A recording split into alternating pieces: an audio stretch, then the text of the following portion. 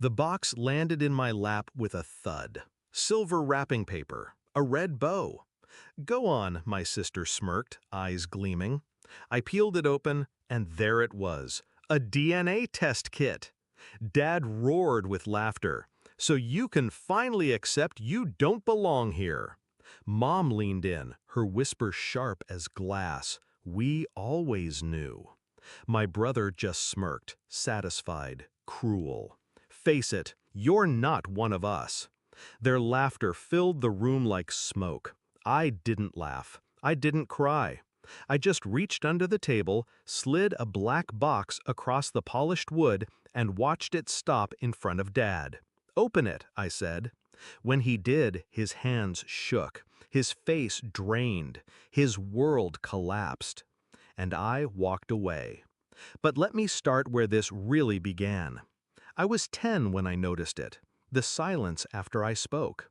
The looks exchanged between my parents when neighbors said, "She doesn't look much like you." I told myself it was in my head, that love was thicker than blood. But love in our house had rules. Rules that never bent in my favor. My sister's failures were excused. My brother's cruelty was rewarded. And me? Every achievement, every sacrifice, dismissed as if it didn't count. "You try too hard," Dad would say. "You're different," Mom would mutter. Different. That word. Their favorite knife. The truth revealed itself in fragments. A late-night argument behind their bedroom door. Mom's trembling voice. "What if she finds out?" Dad's growl. "She won't. We'll make sure." And then the letters. Hidden in the attic beneath old Christmas decorations. Faded envelopes, hospital seals. My birth certificate, not a match to the one they showed me growing up. I wasn't blind. I wasn't theirs.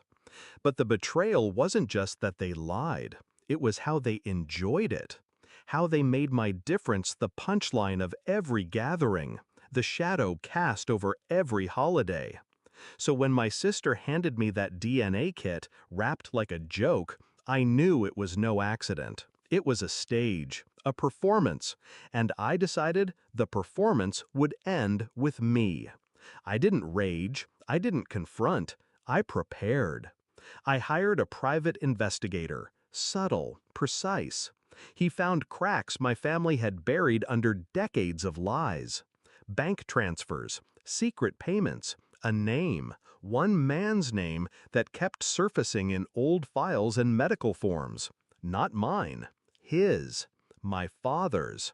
The man who had raised me wasn't who he claimed to be. Not my father, not anyone's father, legally speaking. He was living under a stolen identity, a family tree built on fraud. I gathered everything, documents, records, DNA reports that didn't just show I wasn't theirs, it showed he wasn't who he said he was either. Every piece lined up like a chessboard, and Christmas became my checkmate. When Dad opened that black box, he wasn't looking at jewelry or a gift. He was staring at his own unraveling. Inside was a thick folder, certified documents, his real name, his real origin, the proof of the man he buried decades ago. "You?" His voice cracked, the laugh gone. "Where did you? How did you?" Mom's hand flew to her mouth. My sister frowned, confused. My brother leaned closer, curiosity slipping into dread. I leaned back in my chair, calm, collected. "You wanted proof I don't belong?" I said. "Here's proof you don't." The silence was suffocating. Every page he turned drained another shade from his face. His stolen identity, his fraudulent past, all of it laid bare in black and white. The DNA kit they'd mocked me with now felt like a toy compared to the evidence I slid across the table. "You've been living a lie," I said, my voice even. "And now it's documented, recorded, ready to share." He looked up at me then, eyes wide, desperate, terrified. The same man who had spent years making me small suddenly looked like a child himself. "Please," he whispered, but I wasn't listening. Not anymore. I stood, gathered my coat, my bag. "You wanted to laugh at me," I said, steady. "But now it's your turn to choke on the truth." I walked out as my sister demanded answers, my brother cursed, and my mother sobbed into her hands. And Dad? No, the man pretending to be my dad sat frozen, clutching the black box that held the weight of his collapse. The fallout was quick. Investigators, lawyers, neighbors whispering when the news spread. His name dragged through mud, his reputation dismantled. I didn't need to lift a finger. I had already done my part. All it took was one Christmas, one gift, one black box. They wanted me to doubt who I was. Instead, I made them doubt who they were. And in the end, it wasn't me who didn't belong in that family. It was him.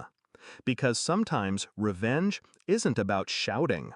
It's about sliding a box across the table, watching their hands tremble, and walking away while their entire world collapses behind you.